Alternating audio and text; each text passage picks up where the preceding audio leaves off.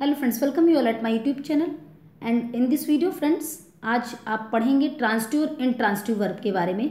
Transitive और इनट्रांसिटिव verb में क्या अंतर है, इनको कैसे पहचाना जाता है, किस सेंटेंस में ये ट्रांसिटिव का कोई वर्ब ट्रांसिटिव है या इनट्रांसिटिव है।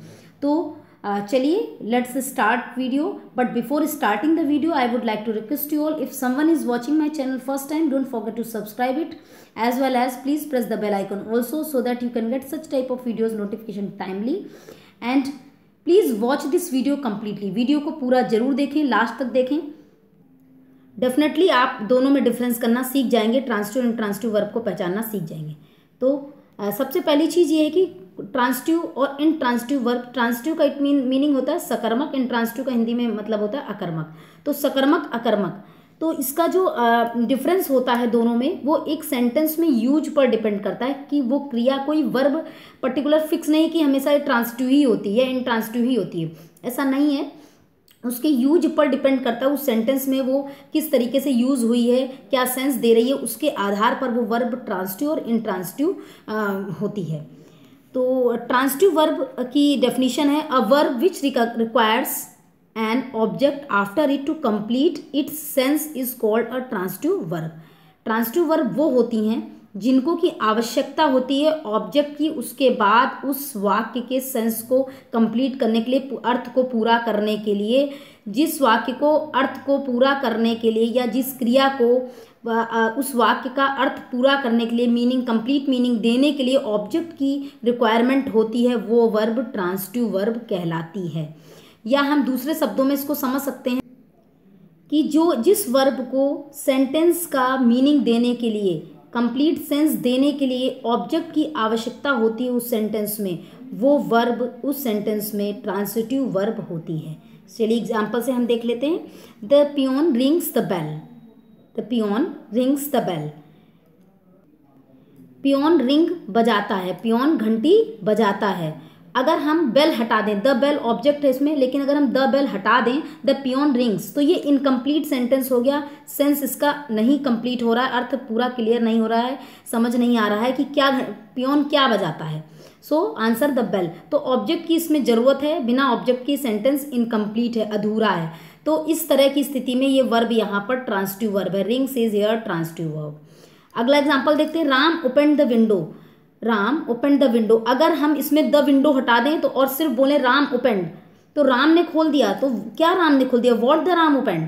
तो यहाँ पर द विंडो जरूरी है सेंटेंस की मीनिंग कंप्लीट करने के लिए, क्योंकि कुछ क्लियर सेंस नहीं हो रहा है राम ओपनड, सिर्फ इतना कहने से नहीं क्लियर हो रहा, कंफ्यूजन में आ रहे हैं कि क्या राम ने ओपन किया, डोर ओपन किया, विंडो ओपन किया।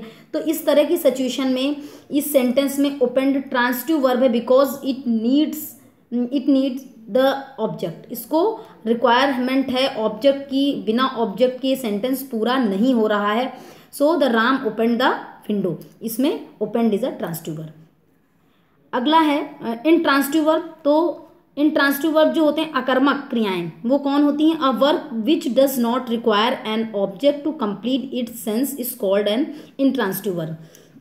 इनट्रांसिटिव वर्ब वो होती हैं जिनको की ऑब्जेक्ट की आवश्यकता नहीं होती है, अपने सेंटेंस की कंप्लीट मीनिंग देने के लिए ऑब्जेक्ट की आवश्यकता नहीं होती, वो इतने में ही क्लियर हो जाता है और सेंटेंस का अर्थ समझ में आ जाता है, क्लियर होता है, तो वो वर्ब इनट्रांसिटिव होती हैं उस सेंटेंस में।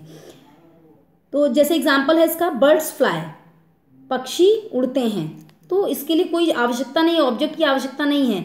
बर्ड्स फ्लाई, पक्षी उड़ते हैं, क्लियर हो रहा है अर्थ, हाँ पक्षी उड़ते हैं।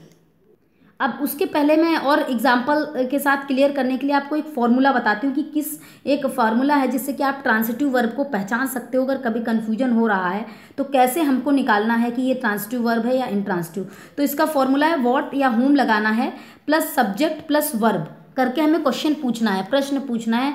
या तो हम व्हाट यूज करेंगे या whom यूज करेंगे। उसका भी एक रूल है, व्हाट किसके साथ यूज होता है और whom किसके साथ यूज होता है। तो व्हाट जो है वो डायरेक्ट ऑब्जेक्ट, मैंने नीचे लिखे हैं डायरेक्ट ऑब्जेक्ट और इनडायरेक्ट ऑब्जेक्ट क्या होते हैं। तो व्हाट जो है वो डायरेक्ट ऑब्जेक्ट के साथ यूज होता है और whom जो है वो इनडायरेक्ट ऑब्जेक्ट के साथ यूज होता है। whom लगा करके क्वेश्चन पूछना है, whom plus subject plus verb, ऐसे what plus subject plus verb, और अब जो आंसर हमें मिले वो ऑब्जेक्ट आए, वही आंसर। अगर ऑब्जेक्ट हमारा आंसर आ रहा है तो वहां पर जो वर्ब है वो ट्रांसिटिव वर्ब है। जैसे अभी इधर हमने देखा था the peon rings the bell, हमने वॉट लगाया, वॉट और प्लस सब्जेक्ट क्या हमारा पियोन है, what the peon rings plus verb, answer आ गया द बेल। तो यहाँ पर रिंग्स क्या है, ट्रांसिटिव वर्ब है। What the Ram opened, so अपने आप आंसर आ गया द विंडो, तो विंडो यहाँ ऑब्जेक्ट थी, तो ऑब्जेक्ट हमारा आंसर आ रहा है। ये देखिए यहाँ पर फॉर्मूला मैंने पूरा लिखा हुआ है कि ये ऐसे हम करके क्वेश्चन रेज करेंगे और आंसर अगर हमारा जो ऑब्जेक्ट है सेंटेंस का वो हमारे आंसर में आ रहा है तो इट मीन्स वो वर्ब उस सेंटेंस में ट्रांसिटिव वर्ब है। डायरेक्ट ऑब्जेक्ट और इनडायरेक्ट ऑब्जेक्ट, दो तरीके के ऑब्जेक्ट होते हैं, ट्रांसिटिव वर्ब्स के साथ में यूज होते हैं सेंटेंस को कंप्लीट करने के लिए। तो अभी और जब हम एग्जांपल देखेंगे उसमें और क्लियर हो जाएगा। तो इतना है कि डायरेक्ट ऑब्जेक्ट जो होते हैं वो नॉन लिविंग थिंग्स होती हैं, वो डायरेक्ट ऑब्जेक्ट होते हैं, जैसे बुक है, पेन है, एप्पल स्टोरी, और आप समझ सकते हैं नॉन लिविंग थिंग्स जो चीज़ें होती हैं ये सब आते हैं, नॉन लिविंग ऑब्जेक्ट जो होते हैं वो डायरेक्ट ऑब्जेक्ट में आते हैं, नॉन लिविंग थिंग्स। और जो लिविंग थिंग्स होती हैं, मी, अस, हम, him, sorry third person pronoun, और तो ये सारी चीज़ें इनडायरेक्ट ऑब्जेक्ट में आ जाती हैं। तो ये जितने भी लिविंग थिंग्स हैं वो इनडायरेक्ट ऑब्जेक्ट हैं। अब ये चार्ट मैंने बनाया है दोनों तरह के वर्ब्स का डिफ्रेंशिएट करने के लिए और उसको और क्लियर करने के लिए। तो नीचे हम देखते हैं इस चार्ट को पूरा। Transitive verb, intransitive verb.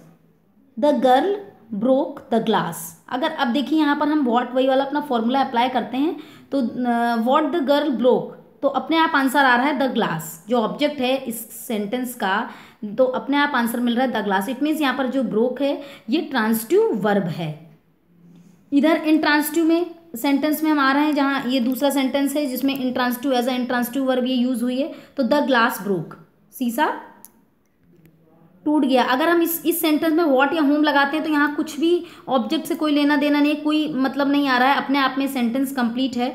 तो इस तरीके से ये यहाँ पर इंट्रांसिटिव वर्ब है ब्रोक।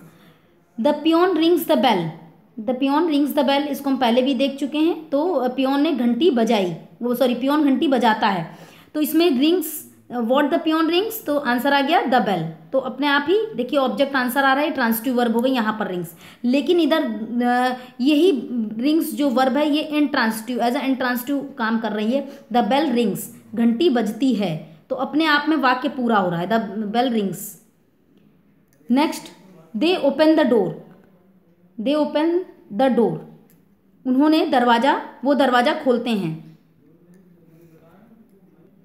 द डोर ओपन्स, दरवाजा खुलता है। तो यहाँ पर देखिए ओपन्स और यहाँ पर ओपन, ये दोनों ही ये सेम वर्ब है, लेकिन ये यहाँ पर एज अ ट्रांसिटिव इस सेंटेंस में काम कर रही है, यहाँ पर intransitive verb as a intransitive काम कर रही है। ही गिव मी अ पेन, अभी हमने ऊपर बात की थी डायरेक्ट और इनडायरेक्ट ऑब्जेक्ट की, तो देखिए इस सेंटेंस में दो ऑब्जेक्ट यूज हुए हैं। ही गिव मी अ पेन, तो मी तो यहाँ पर इनडायरेक्ट ऑब्जेक्ट है और पेन जो है वो डायरेक्ट ऑब्जेक्ट है।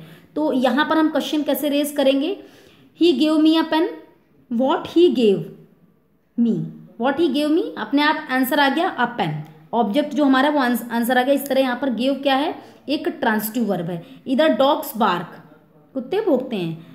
अगला, Ramesh builds a house for us, builds, यहाँ पर भी देखिए हाउस जो है वो डायरेक्ट ऑब्जेक्ट है और दो ऑब्जेक्ट यूज हो रहे हैं, और अस जो है यहाँ पर इनडायरेक्ट ऑब्जेक्ट है। तो what Ramesh builds for us, answer आ गया a house. The boy weeps, लड़का रोता है। वीप्स, अब यहाँ लड़का रोता है, अपने आप वाक्य पूरा हो गया। यहाँ पर व्हाट होम लगाने की कोई जरूरत नहीं, और लगाने से ऑब्जेक्ट आंसर आने वाला भी नहीं है। तो यहाँ पर वीप्स जो है वो इंट्रांसिटिव वर्ब है। The captain hit the ball, what the captain hit, तो आंसर आ गया the ball. The earth moves, पृथ्वी घूमती है। तो इसमें ये देख रहे हैं आप, ये इंट्रांसिटिव वर्ब और ये ट्रांसिटिव वर्ब।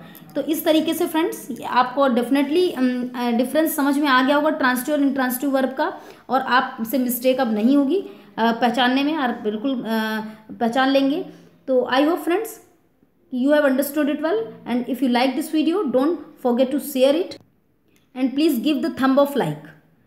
इंट्रांसिटिव वर्ब जो है वो काइंड्स ऑफ वर्ब में से उसका एक टाइप है। इसी तरीके से लिंकिंग वर्ब, ऑक्सिलरी वर्ब, इसके और भी टाइप्स हैं। तो आप और एग्जाम्पल्स लेकर के भी इनकी प्रैक्टिस कर सकते हैं और इसकी प्रैक्टिस कीजिए। और इस तरीके के क्वेश्चंस एग्जाम में आते हैं फ्रेंड्स, पूछा जाता है, सेंटेंस दे दिया जाता है कि इस सपोज कोई सेंटेंस दे दिया गया, पूछा गया यहाँ पर जो वर्ब यूज़ हुई है वो ट्रांसिटिव वर्ब है या इनट्रांसिटिव वर्ब है। तो अब आप डेफिनेटली उसको पहचान लेंगे। So thank you friends, will meet you again in next video.